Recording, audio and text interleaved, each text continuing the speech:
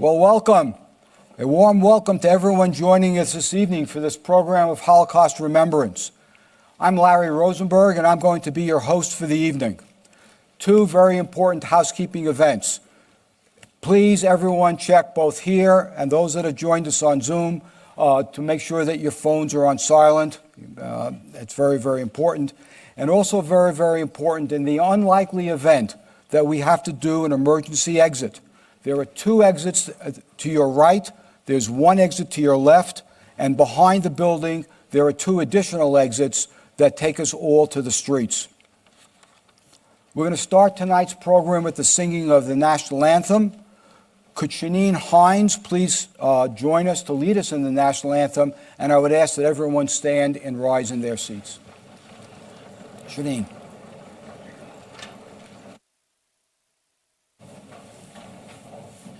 Hello, everyone. Good evening. Okay, here we go.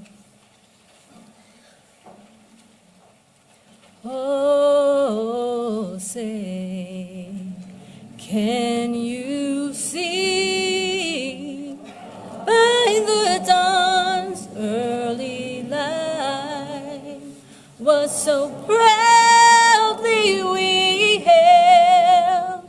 Had the twilight less gleaming, whose broad stripes and bright stars through the perilous fight o'er the ramparts we watched were so gallantly streaming, and the rockets the bombs bursting in air gave proof through the night that our flag was still there. Oh, say, does that star-spangled banner yet wave for the land of the free and the home of the brave?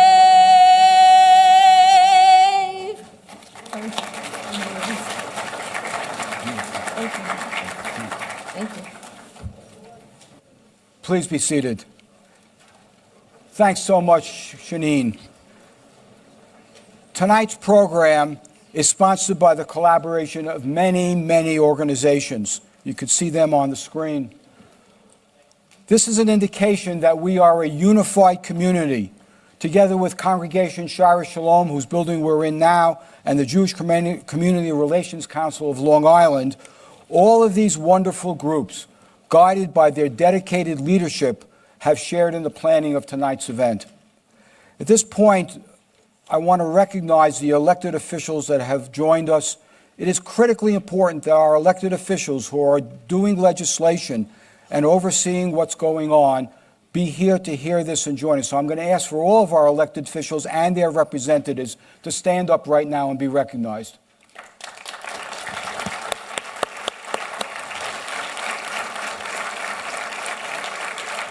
Thank you. Thank you so much. So let's take a look at what the program looks like for this evening. We've already sang the national anthem, and then we will be lighting the 6 memorial candles. Each candle will be lit by a family member of a victim or a survivor of the Shoah. We'll be lighting a 7th candle in memory of the 5 million non-Jewish people killed at the time of the Shoah. At this point, it is fitting that we reflect on the passing of Pope Francis. In this past January, Pope Francis stated on International Holocaust Remembrance Day, "I renew my appeal for everyone to work together to eradicate the scourge of anti-Semitism, along with all forms of discrimination and religious persecution. May the Pope's memory be for a blessing."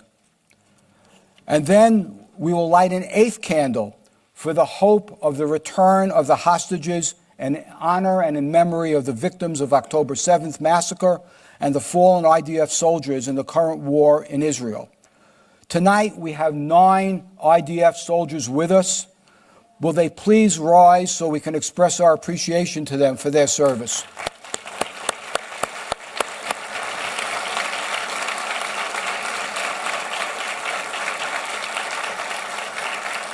Thank you, thank you. We will then join together to recite the Kaddish, the mourner's prayer, led by the candlelighters. And then moving forward, we'll hear the testimony of survivor Hannah Steiner. And then at that point, we'll be at the heart of our program. Congressman Ritchie Torres, our guest speaker, will share his perspectives as a member of the United States House of Representatives, and I might add, as a passionate, outspoken supporter. Thank you.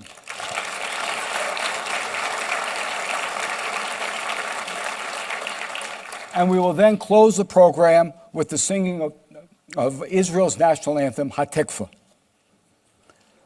The Holocaust, or Shoah in Hebrew, was the systematic, state-sponsored persecution and murder of 6 million Jews in Europe by the Nazi German regime and its allies and its collaborators. Germany also persecuted and murdered millions of other victims. Without a doubt, anti-Semitism was at the very foundation of the Holocaust. Anti-Semitism, hate, and prejudice against Jews was a basic belief of the Nazi ideology. The path that the Nazis took was clear, from hatred to prejudice to persecution and ultimately mass murder. The snowball went very, very fast. As it is important to remember, remembrance is simply not enough. We do not need to be reminded we are living in challenging, indeed dangerous times. Will we learn from history? Or will history repeat itself? So what do we do tonight in this post-October 7th world? Will we remember, or will we seek actions to stop the hate and stop the violence? We're going to do both. Remembrance of the past together with today's parallels, and indeed with hope for a better tomorrow. The murder of 6 million people is just too vast of a scale to any of us to comprehend. But as best we can, we will try symbolically. Try with 1 candle for each of the 1 million murdered, killed, just killed because they were Jewish. It is customary in years past for survivors to light these candles. Now, as the years have gone on, we have children, grandchildren, all generations will light a candle in honor of the survivors and victims in their family. In addition, as I said, we're going to light a 7th candle for the non-Jewish victims and an 8th candle to remember the victims of October 7th, the ongoing war in Israel, and of course, the fallen IDF soldiers. We honor their memories, but we also honor our survival. Cantor Varshavsky of the Merrick Jewish Center will sing Eli Eli with lyrics by Hannah Steiner. A word about Hannah Steiner. Hannah lived in Israel before World War II, before it was a state. She volunteered and parachuted into Europe and served as a resistance fighter. In 1944, she was captured, she was tortured, she did not reveal the names of her peers, and eventually she was executed at the age of 23. 23. As the candles are lit, let's hear her words of hope and then bring to mind those that were lost. Cantor, please.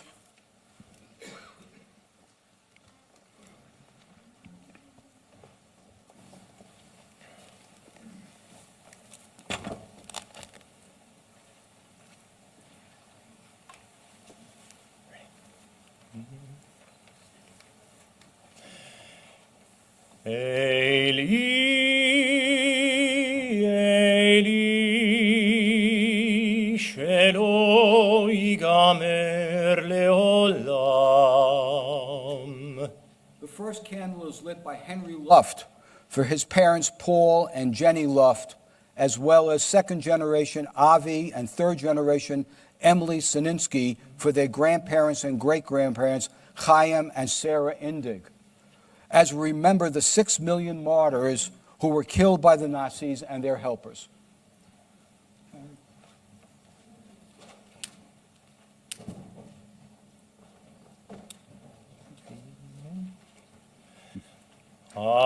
החול והים רישרו של המים ברק השמיים תפילת האדם.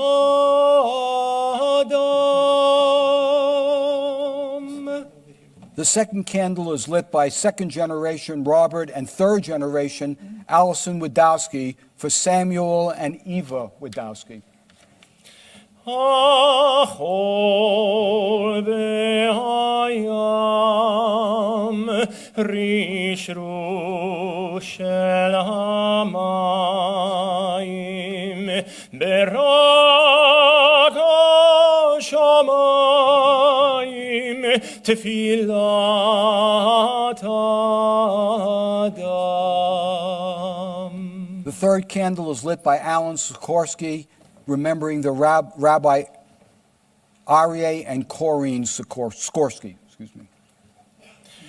And Danny Friedman and Sarah Shmuley recording Samuel and Adela Freeman. As we recall the scholars and the artists and the 32,000 Jewish communities that are no more. O God, my God, I pray that these things never end. The fourth candle is lit by second generation Gloria Jacobson for her parents Max and Fania Frontak, as well as Gaylan Klonsky and third generation Ari Klonsky, remembering Shirley and Stanley Levine, as we remember the indifference of a cold world whose heart could find no compassion to open their gates to the persecuted. The sand and the sea, the rush of the waters, the crash of the heavens, the prayer of the heart. The fifth candle is lit by Ilan Rogozinski, remembering Mother Leah Zaithman Rogozinski, and Ronit Rogozinski, remembering Father Moshe Marot, and Helene Bandar and Daniela Natani Bandar, in memory of Hannah Steiner, whose testimony we will hear in a few moments. We recall all the courageous men and women and the father Abraham Steiner as well. Thank you. As we recall all the courageous men and women who kept the flame of Jewish culture and faith alive in the ghettos and in the camps. The sand and the sea, the rush of the waters, the crash of the heavens, the prayer of the heart. The sixth candle is lit by our guest of honor, Congressman Ritchie Torres. As we remember the heroes and fighters of the ghettos and forests and camps who fought back defiant and proud. Eli, Eli, shelo yigamer leolam. Yes. We will now light a seventh candle as we remember the 5 million non-Jews also killed by the Nazis. Lighting this candle is Deacon Mike Durso of St. Thomas of the Apostle of West Hempstead. Achol ve'ayam rishru shel hamayim berak hashamayim tefilat adam. I would like to add another candle lighter representing her father, Andrea Bolander, please.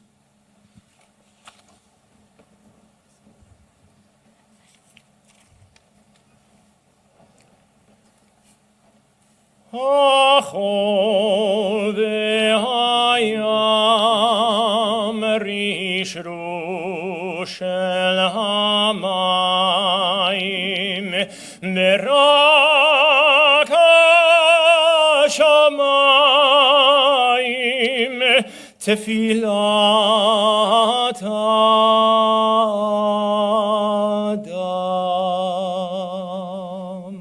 And now an eighth candle, lit by Captain Dagan Cohn and his fellow Shinshanim, all of the Israeli Defense Force. And let me read them by name.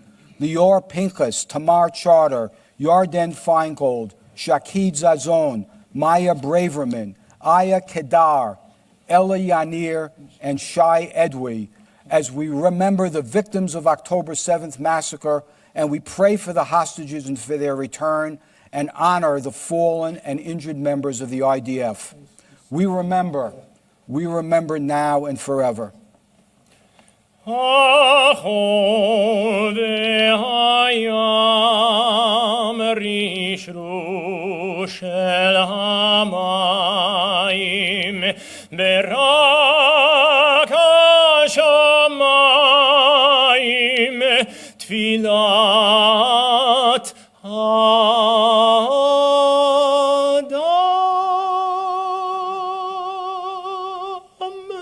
Thank you, Cantor, and of course, a very special thank you to all of the candlelighters. These succeeding generations of the victims and survivors, together with the cantor, will lead us as we recite the memorial prayer, the Kaddish. I would ask that everyone please rise.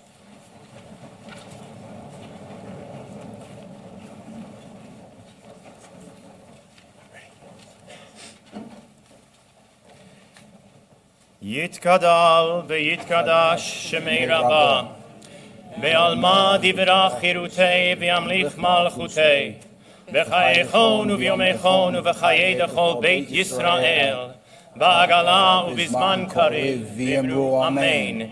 Yehei shemei Rabbah mevorach le'olam u'lalmei olmaya yitbarach ve'yishtabach ve'yitba'ar ve'yisromam ve'yitnasei V'yithadar, v'yitale, v'yithalal, shmei dekudusha b'richu. Ve'ela min kol birchata v'shirata, tush b'chata v'nechemata, da'amiran v'yolma v'imru amen.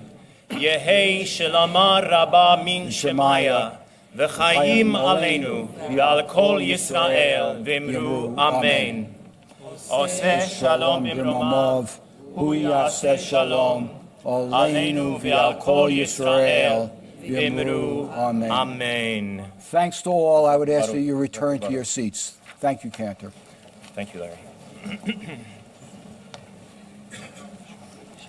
Yashikor.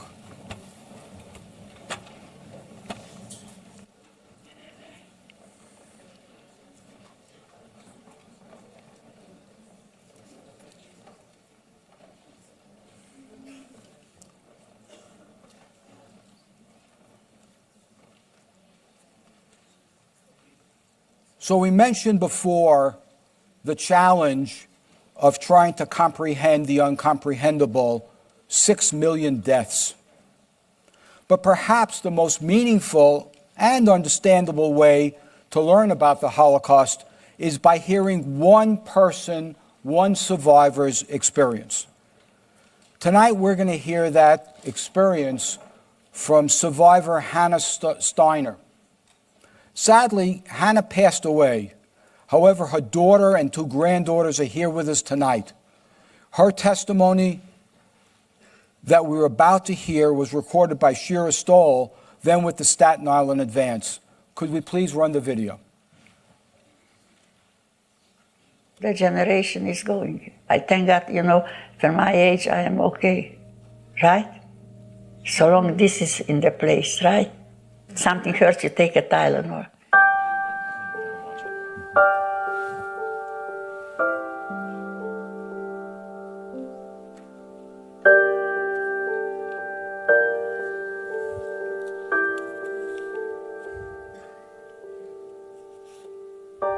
We were happy.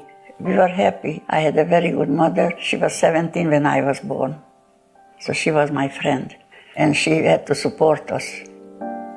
She was 24 years old and she was divorced. She stayed with 3 kids and she never remarried. She had a little shop making dresses and she was tall, fashionable. She was my best friend. There was an organization who made dances once in a while. But don't laugh at me, because you couldn't go alone. You had to have a chaperone. All around the big dance floor was the chaperones. And we went, my mother took me, and there was very hot, no air condition. And he said maybe we should go somewhere to have a cold drink. So we went like a Luna Park, there is a rides, and so we went, we sit down by a table, we ordered some cold drink, and I have a name, Iboya, Violet, the blue flower. A boy come with a tray of flowers. He picked up, there was a bouquet of violet, that's my name. Can you believe it? Does that happen? No, forget it.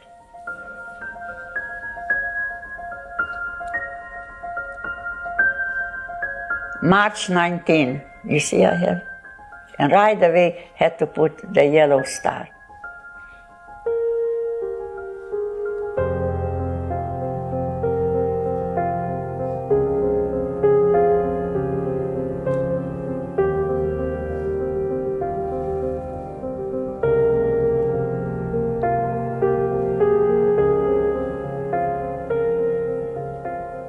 They took me from my house. And they took us to the train to Auschwitz. When you got to Auschwitz, the worst thing was when those young SS boys, 18, 19, we go there, we had to undress, take off everything. A teenage girl, is a little shy from these young killers or whatever it is. And turned us around to see if we don't have any pimple. Who had any pimple, they sent him to crematorium.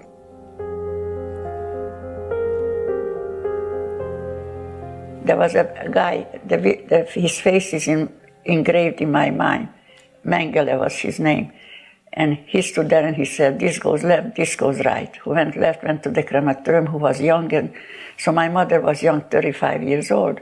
So we went together, we were together from May, June, till October, November. Please count the house number.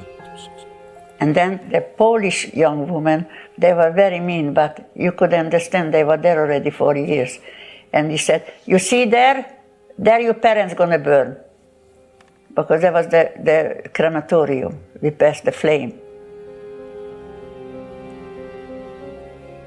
And nobody had the period. And after the war, where we were already in the hospitals, and somebody had the period, there was a party.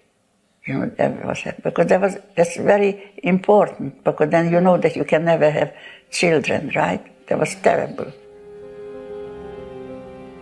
And then one day they put us on a train and they put us in a small Birnbaum, a small town, and we had to make Schutzgraben, deep ditches, that if the enemy comes, the tank should fall in. So we were there for a while and they saw the enemy is too close. They put us 5 in a line and we walked. I walked for 10 days from Birnbaum to Bergen-Belsen. 10 days, no food. My mother talked stories when she was young, everything to take my mind away from walking. If not her, I wouldn't be alive. 2 weeks after we were liberated, my mother was still full with lice because they couldn't get rid of it, and we were liberated already. The lice was in the hair, in the body, in the clothes, on the wall, and no food. Imagine I was 28 kilos, I couldn't even stand on my feet. We were liberated April 15, and my mother died April 27. But by the end, when she was sick, and she had a wound in the head, and that was full with lice, and that was horrible. That was the worst, like an animal should be. Please ask Sean how many people are online.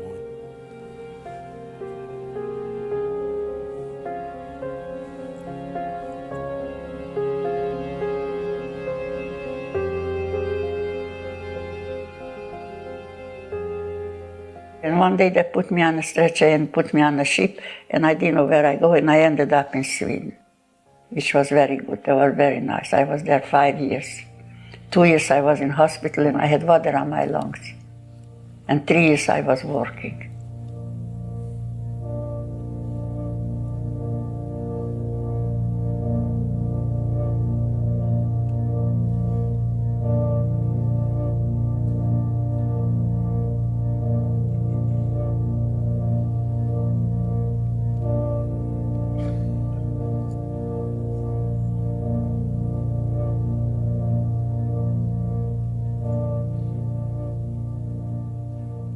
So when I went to Israel, he said, I don't think that I didn't see you for 7 years. I think I didn't see you for 2 weeks.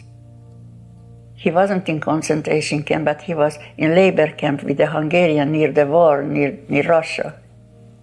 And when I met him, and he took out a picture from his coat, a picture of me, all rubbed off already. He carried that all the 7 years with him. That was all rubbed off, a picture of me.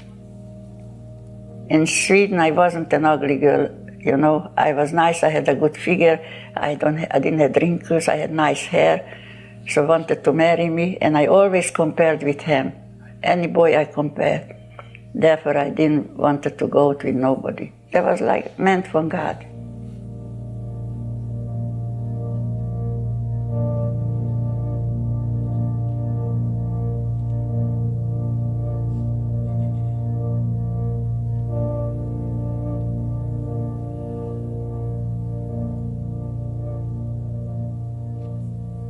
So Hitler didn't achieve what he wanted.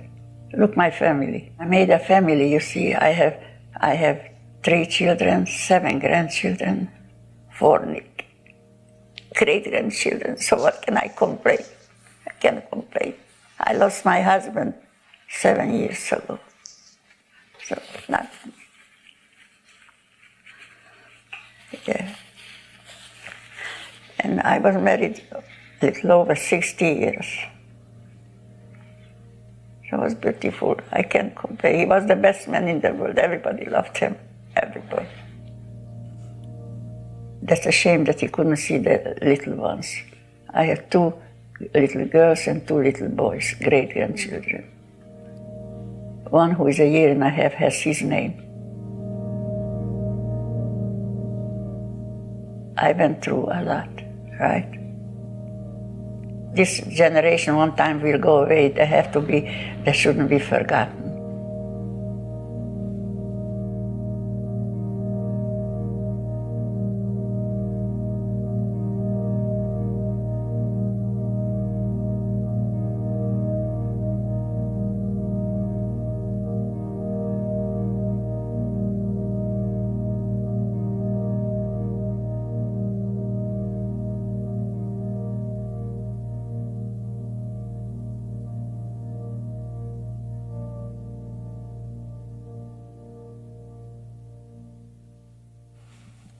Thank you.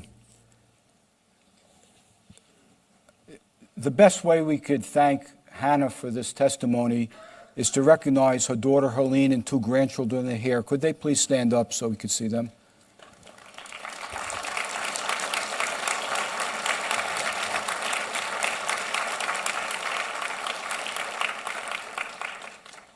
So, of course, we have to thank the Staten Island Advance and Shira Stoll for producing this video series.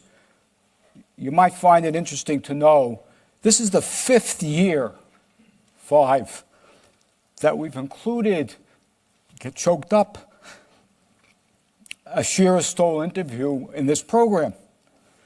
And I never met her till tonight. Shira is with us. She's in Boston. She's here with her parents. Shira, please stand up for your remarkable achievement.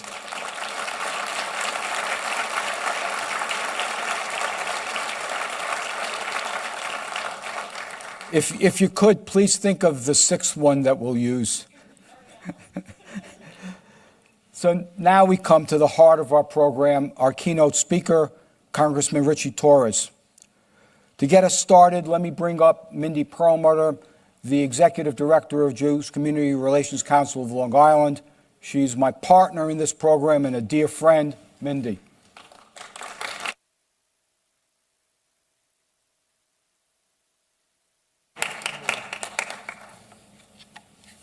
Good evening, everyone. Before we continue with our program, I'd like to take a moment to recognize my partner in this program, Larry Rosenberg.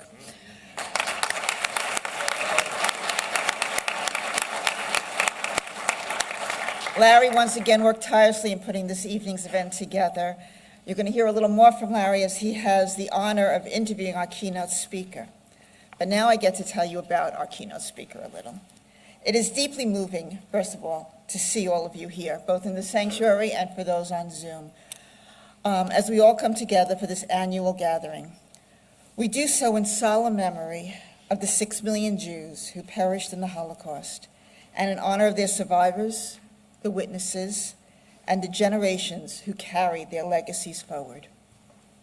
Our responsibility is not to only remember, but to act, to ensure such darkness never takes hold again. In that spirit, it is my honor to introduce this evening's keynote speaker, United States Congressman Ritchie Torres.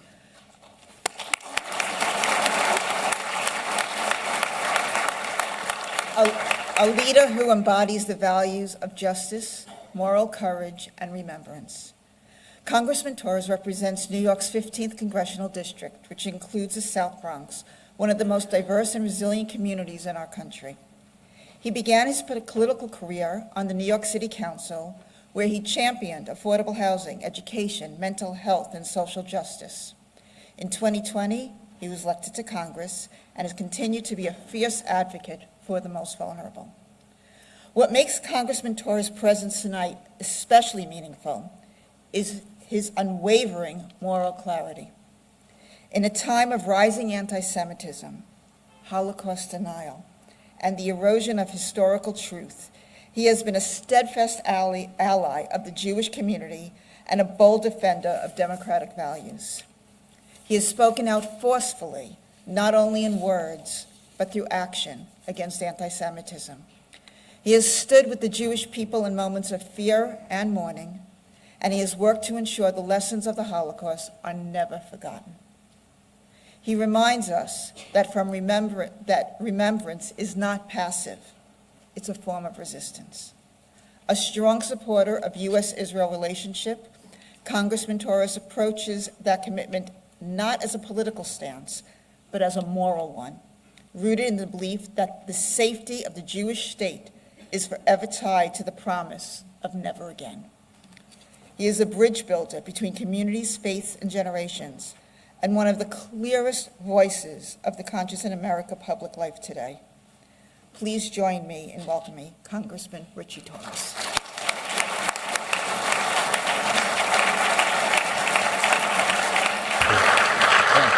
Thank you for those kind words. Thank you. Thank you.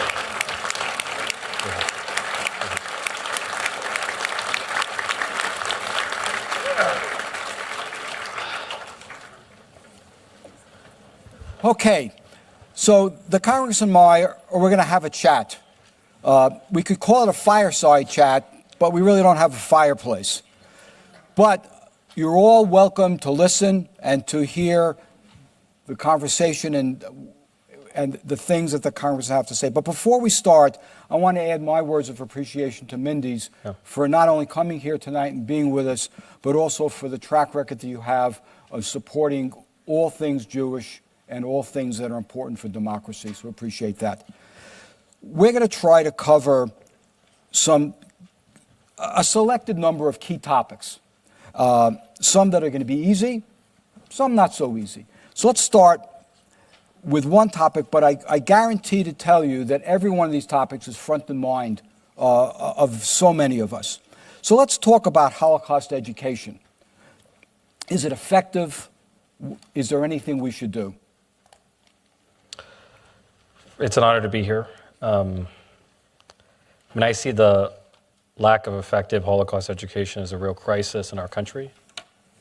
Back in 2020, there was a survey which found that 63% of Gen Z and millennial Americans are not aware that 6 million Jews were murdered during the Holocaust. And the numbers in New York were even more alarming. 58% could not even name a single concentration camp. 28% believed that the Holocaust was exaggerated or a myth. 19% believed that Jews were the cause of the Holocaust, and that was the highest percentage of any state surveyed. And so if that is not evidence of a catastrophic failure of Holocaust education, I'm not sure what would be. And for me, the greatest failure is not that we're failing to educate our society about the Holocaust. The greatest failure is that we're not even trying. Not every school district has a mandate for Holocaust education, and not every school district with a mandate is faithfully implementing it. And New York passed a law back in 2022, but it took years. There was resistance to something that should have been uncontroversial. And a few years ago, there was a celebrity who said that the Holocaust had nothing to do with race, that it was only about man's inhumanity to man. And I found that comment to be remarkable, not only for its ignorance, but for me it raises two questions. First, has Holocaust education become so generalized that we've lost the focus on the particularity of anti-Semitism and Jew hatred? And then second, the refusal to recognize that the Holocaust is a manifestation of anti-Jewish racism, points to a broader ideological movement that has taken hold in our society. There's an ideology on the far left that essentially divides the world into two categories: the oppressor versus the oppressed, the powerful versus the powerless. And there are those on the far left who insist that Jews are oppressors and therefore cannot be victims of racism. I spoke to a Jewish professor in psychology who's experiencing anti-Semitism from the American Psychological Association, which told him that he's part of a privileged class.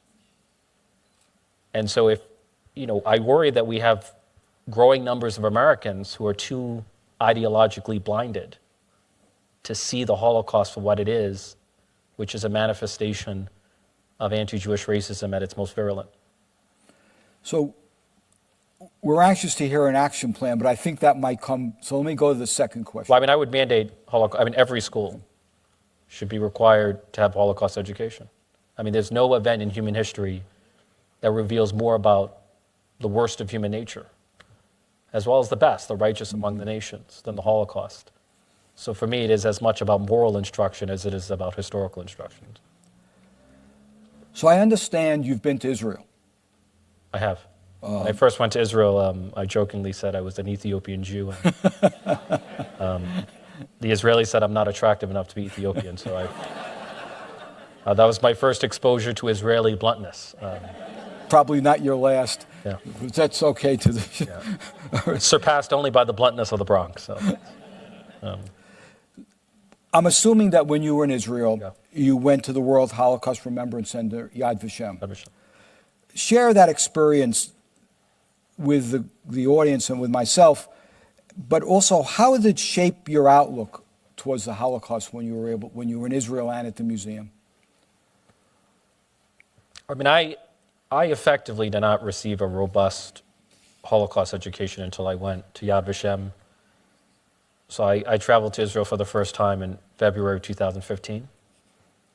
And I go to, with the exception of the last trip, I go to Yad Vashem every time I go to Israel. And How many times? about once, 6 times, yeah.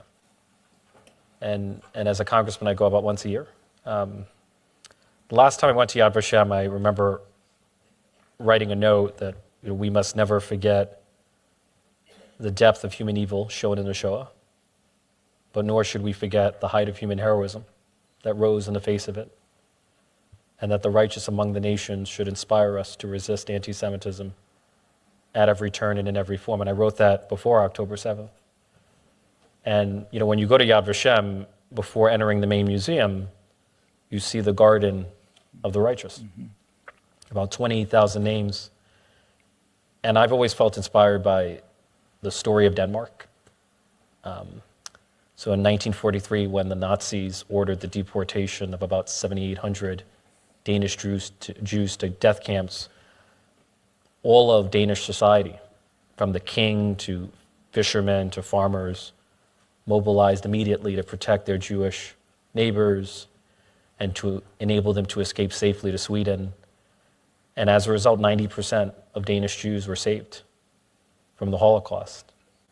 And so it's a powerful example of righteousness and heroism, not only at the level of an individual, but the level of a whole society. That Denmark during World War II, the culture of righteousness really should be something to which all of us aspire, including our own society here in the United States.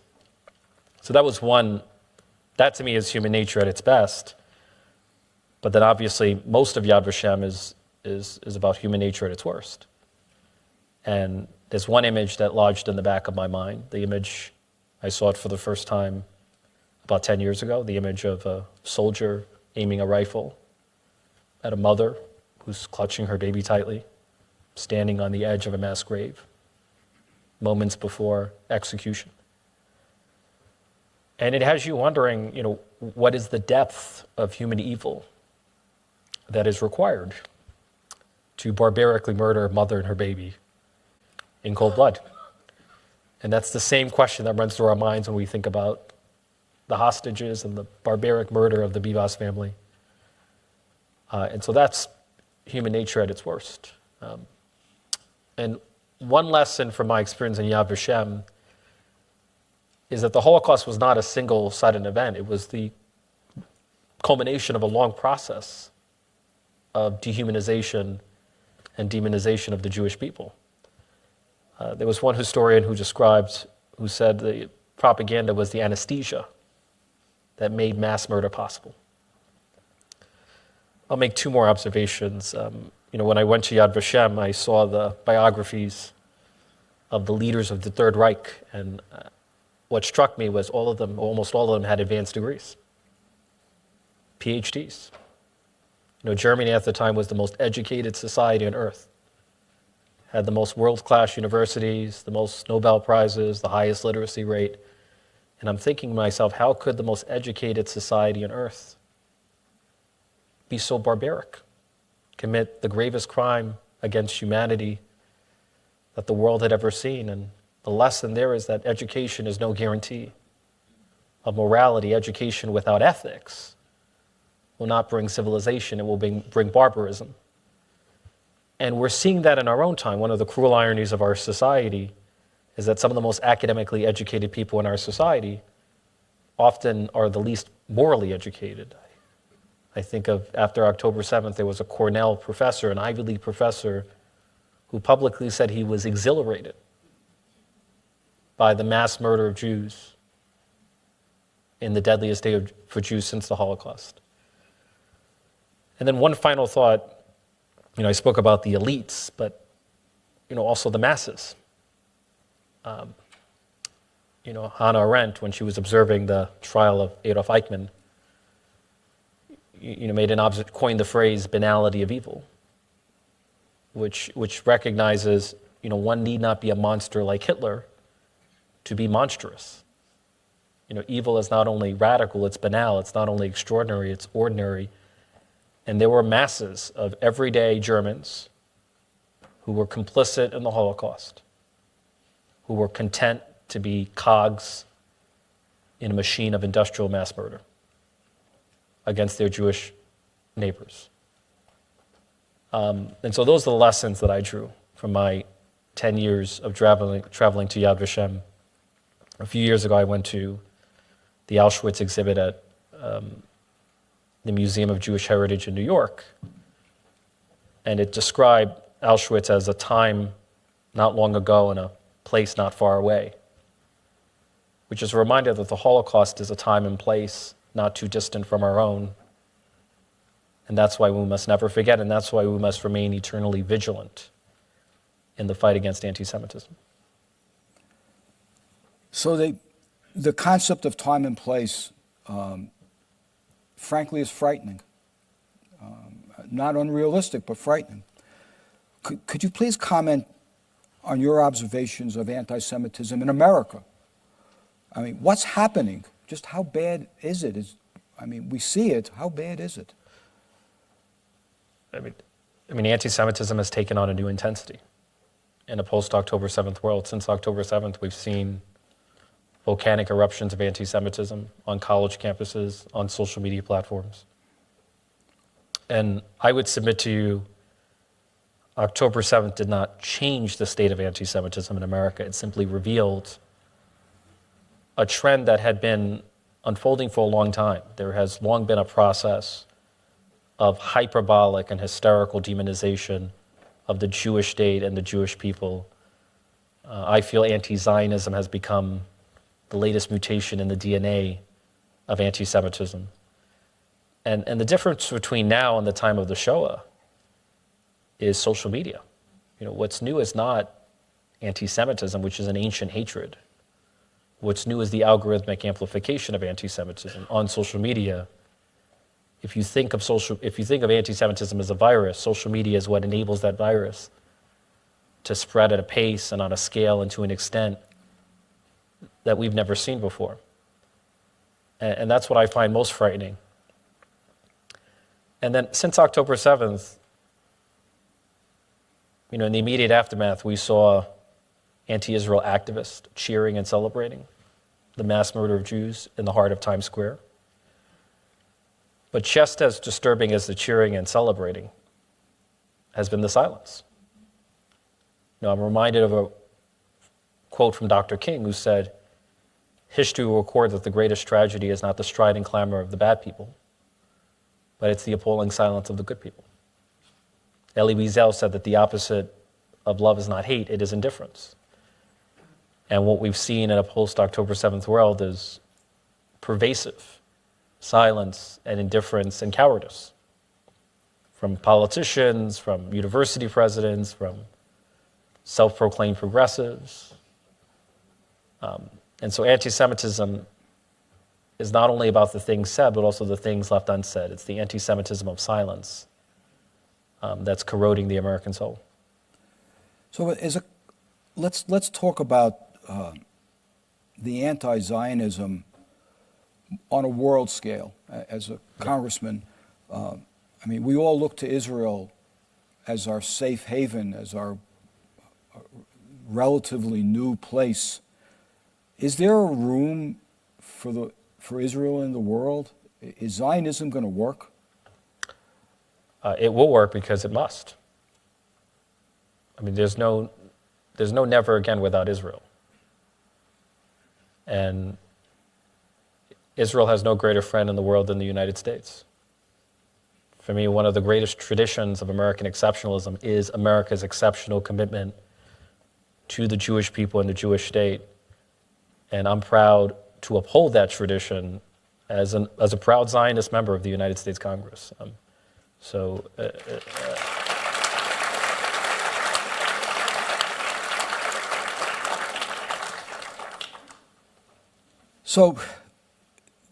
the open wound for all of us is October 7th. We remember the Holocaust, but the parallels are so obvious for us. And it's been a year and a half since it happened. What are your thoughts? How do we not accept it, but how do we comprehend it, and where do we go from here? We seem to be in the middle of it. When I'm reflecting on October 7th, I'm reminded of the words of Associate Justice Robert Jackson, who was the chief prosecutor in the Nuremberg trials. And he said in his opening statement, "The wrongs which we seek to condemn and punish are so calculated, so malignant, so devastating, that civilization cannot tolerate their being ignored because it cannot survive it being repeated." And I feel like those same exact words must be spoken about October 7th. Right? Israel cannot tolerate October 7th being ignored because the world's only Jewish state cannot survive it being repeated. And for me, October 7th was a crime against humanity so barbaric that it cannot be ignored. It cannot be forgotten. Hamas must be removed from power. The hostages must be brought home after more than 500 days of captivity, of slavery.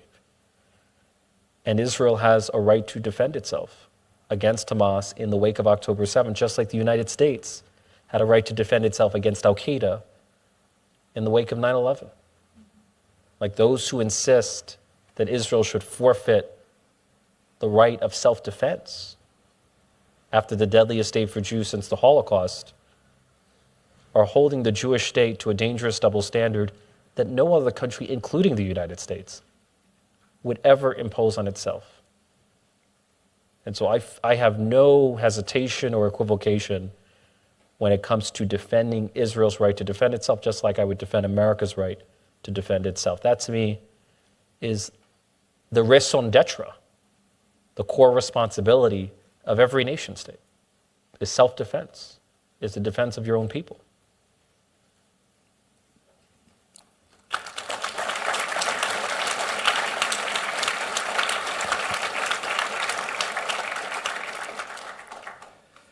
So we need your advice. We're all smart people. Depends on the subject. We all know what we think we ought to do, Yeah. but maybe not. I think ChatGPT can give better advice than I can. I don't know. I think for many, many years, perhaps in our lifetimes, we felt that never again was not a risk for us, certainly not in America. History will not repeat itself. But I'm sensing that fear is increasing, and our feeling of security as Jews in America and Jews in the world. But feeling it is not enough. We want to do something. What would be not as a group, but as individuals? You're on a track of action. What action track should we take? Be engaged. Be politically engaged. Be civically engaged. I feel like the power of the Jewish community lies not in its numbers, right? There are only 15 million Jews in the world. The power of the Jewish community lies in its impact. It's a collective, closely knit family. And I feel like if the Jewish community is civically and politically engaged, there's no limit to what the community can accomplish. And your engagement is needed now more than ever because we have elected officials at every level of government who are fanning the flames of anti-Semitism. I mean, what's unfolding in New York is terrifying. We have a mayoral candidate who said that if he were elected mayor, he would direct the NYPD to arrest members of the Israeli government. Back in August of 2020, the New York City Democratic Socialists of America sent out a questionnaire to city council candidates. And there was a foreign policy section because the New York City Council has such a major role in setting foreign policy. But the section only had two questions. Question number one, do you pledge never to travel to Israel if elected to the city council? Question number two, do you pledge to support the boycott, divestment, and sanctions movement against Israel? So in the Democratic Socialist worldview, it's morally permissible to travel to China, which has committed genocide against Uyghur Muslims, to travel to Russia, which has invaded a sovereign nation state, Ukraine, to travel to Iran, which is the leading sponsor of terrorism in the world. But travel to the world's only Jewish state, that is strictly forbidden. And if that is not evidence of anti-Zionism as anti-Semitism, I'm not sure what would be. And so we need every member of the Jewish community who cares about fighting anti-Semitism, who cares about Israel, to be politically engaged because the soul of America is at stake.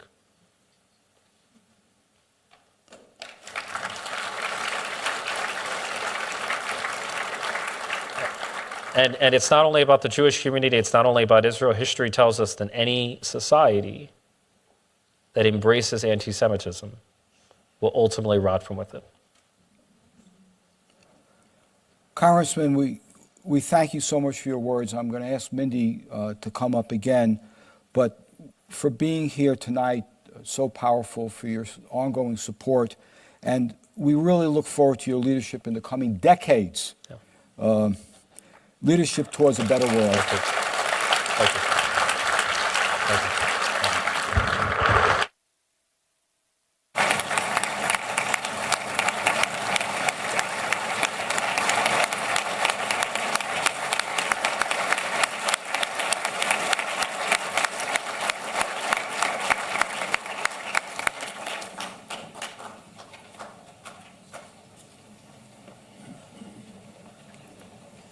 Ladies and gentlemen, as you can see, there was absolutely no doubt in anyone's mind who's planning today's program why our keynote speaker should be Congressman Ritchie Torres. Ritchie, thank you so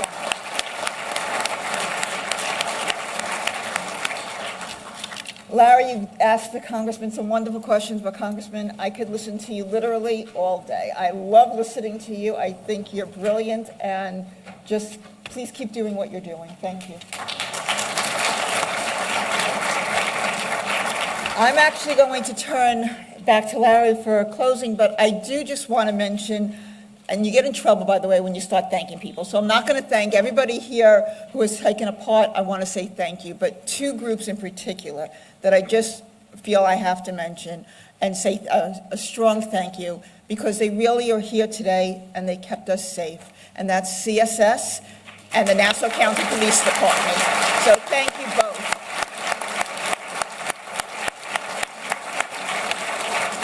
And Larry, I'm going to let you finish off. Thank you, Mindy. It's rather ironic that on this night of remembering the Holocaust and dealing with our safety, that our but our big concern is our own safety and the number of CSS and police that we needed to make sure that we had this good dialogue.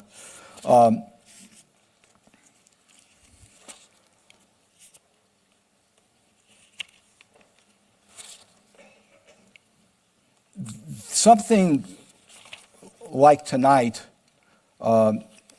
is a tremendous effort of a lot of people, and that's really appropriate. I think if we had all the volunteers here, we'd have a full room. But I want to thank all the people that came forward for this evening. It's a little bit of a list, but it's important that you hear their names and they hear what the fruits of their labors. First of all, you saw before that we have a large number of partnering organizations. They take a very active role, and we really appreciate it. It's virtually every Jewish organization in Long Island. Mindy Perlmutter of JCRC Long Island is a tremendous factor in maintaining this program and also maintaining the quality of Jewish life here in Long Island. Mindy, it's just a terrific job.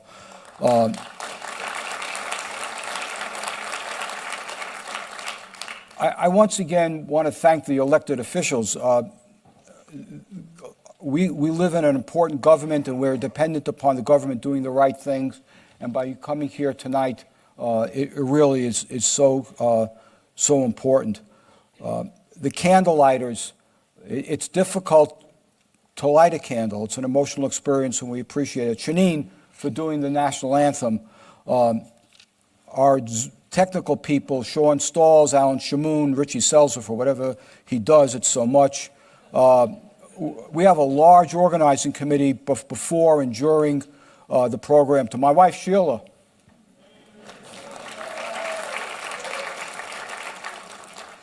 To Hannah Steiner, Shira Stoll. We really should remember the United States Armed Forces who fight and sacrificed during World War II and after. As Mindy mentioned, CSS, we have a lot of them here. And to the Nassau County Police, I understand they're out. Mike Segal, the head of CSS for us, and Leas Freeberg, who headed that up. I got to say it one more time, Congressman Torres, very, very special. Please.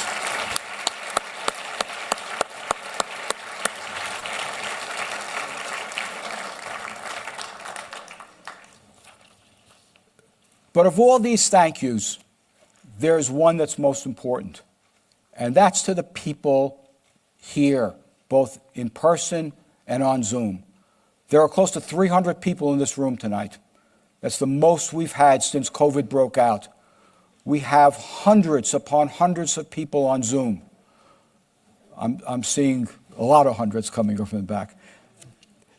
That is what Congressman Torres told us to do. We have to advocate, not just tonight, but continue to advocate. So we're going to end tonight's program with the singing of a Hatikva with Cantor Wachowski. We're going to stand while it's being said, and we have to remember that the words of Hatikva mean hope, and that's what we must have. Cantor.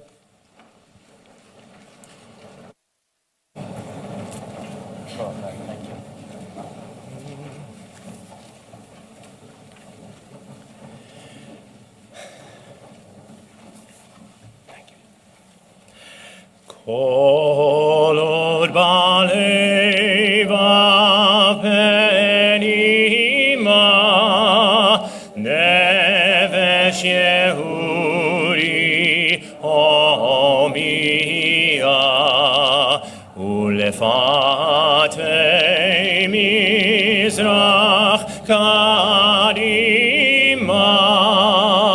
ayin letzion Sophia, od lovda tikvateinu, hatikva bat shenot alpaim,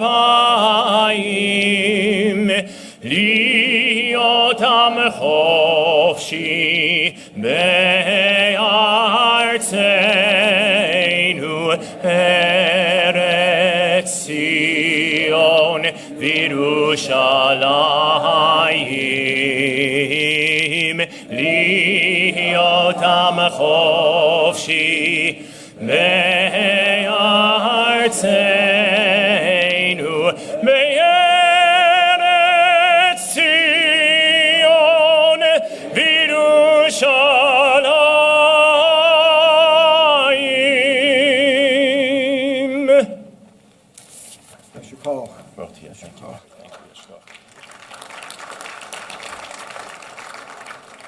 So please be seated. Just a few more remarks. For those of us who want to daven, we're going to say Mariv, Mincha, Mariv. Okay. For those that are online, once the program ends, there'll be a 2-question survey. Please fill it out. For those that are in the building, I know we have a lot that we want to talk about.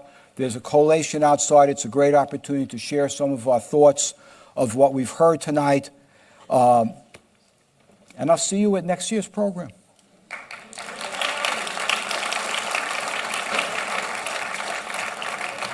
April 12th, 2026. Have a good night.